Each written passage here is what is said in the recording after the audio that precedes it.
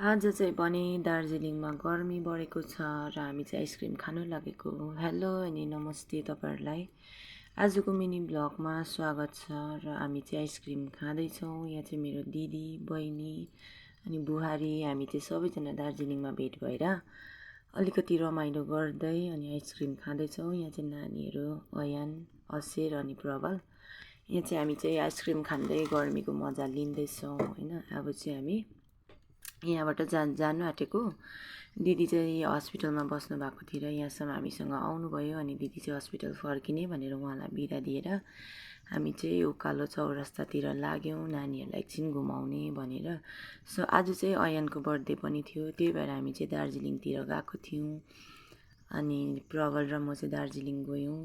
त्यसपछि अयानसँग यहाँ रमाइलो गर्दैछौँ। यहाँ बर्थडे बोयले चाहिँ चौरस्तातिर डान्स दिँदैछ। आज चाहिँ होली पनि रहेछ अनि अयानको बर्थडे पनि परेको थियो।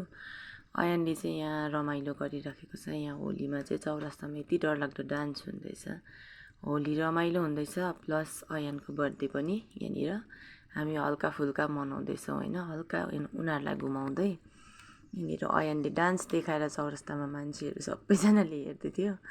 अयानले चाहिँ एकदमै मजा लिइरहेको थियो होलीको, उसको बर्थडेको होइन। यहाँ कसै फोटो खिच्ने अरे, कसै के गर्ने अरे। म चाहिँ यहाँ अयानको भिडियो गर्दै थिएँ।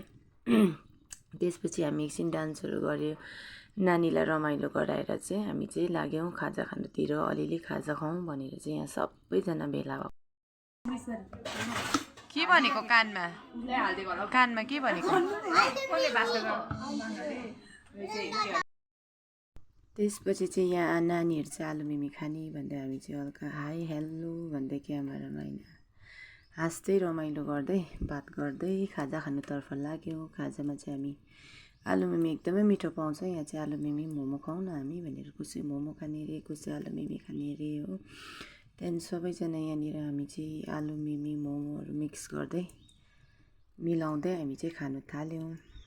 यहाँनिर नानीहरूले कसैले मोमो खाऊ, कसैले आलु मिमी खाऊ, सबै मिठो रहेछ भन्दै बात गर्दै खाइसके पश्चात चाहिँ फेरि हामी एकछिन चौरस्ताको ब्याक साइडतिर घुमाउँ नानीहरूलाई भनेर एकछिन घुम्नुतर्फ लाग्यौँ। यहाँ चाहिँ होलीको रमाइलो भइराखेको थियो अनि अयानले चाहिँ रमिता हेर्दै थियो, ऊ चाहिँ पुरा थाकेछ। त्यहाँदेखि चौरस्ताको ब्याक साइड यहाँ फेरि हामीले बहिनीहरूलाई पनि भेट्यौँ होइन। फेरि गाउँको प्रायः सबैजना दार्जिलिङतिर नानीहरू पढाउँदै बस्छ र चाहिँ सबैजना भेट भएर चाहिँ हामी यहाँ रमाइलो गर्दै एकछिन नानीहरूलाई घुमाउँदै, आज अयानको बर्थडे पनि हो, एकछिन घुमाइदिउँ न भनेर चाहिँ छुट्टी पनि हो भनेर चाहिँ सबैजना भेला भएर चाहिँ हामी घुम्नु थाल्यौँ। यहाँ चौरस्ताको ब्याक साइडतिर एकछिन घुमेर चाहिँ फोटोहरू खिचे नानीहरूले होइन।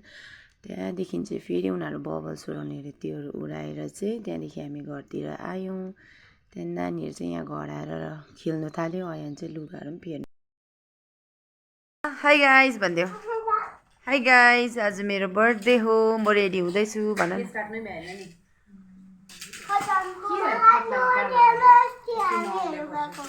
बर्थडे बोयले त अन्त के गर्यो हौ भुँडी त बाहिर निकालेछ त खुवाइले। कहाँ छौ?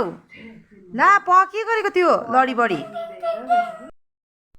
ल अब चाहिँ हामी चाहिँ यहाँनिर केक कटिङतर्फ लाग्यौँ होइन। यहाँनिर चाहिँ अयानको सानो केक काटिदिने भनेर चाहिँ केक कटिङतर्फ लाग्यौँ। यहाँ चाहिँ घर मालिक र मालिकनी हुनुहुन्छ, उहाँहरूले चाहिँ सानो प्रे गरिदिने भन्नुभयो होइन। प्रे गर्नुको लागि बहिनीले पनि रिक्वेस्ट गर्नुभयो। त्यसपछि चाहिँ सानो प्रे गरेर चाहिँ केक काट्नुपर्छ भनेर प्रे गर्न थाल्यौँ। अयानले चाहिँ आमेन नगरी खुवाउँ भनेर रेला गर्दै थियो। त्यहाँदेखि चाहिँ आएर हामी चाहिँ ह्याप्पी बर्थडे टु यु भन्नु थाल्यौँ होइन। त्यहाँदेखि चाहिँ अयानले चाहिँ केक काट्नु थाल्यो। यहाँ चाहिँ ऊ चाहिँ खुसी थियो, प्रबल र अयान चाहिँ अगाडि उभिएर होइन।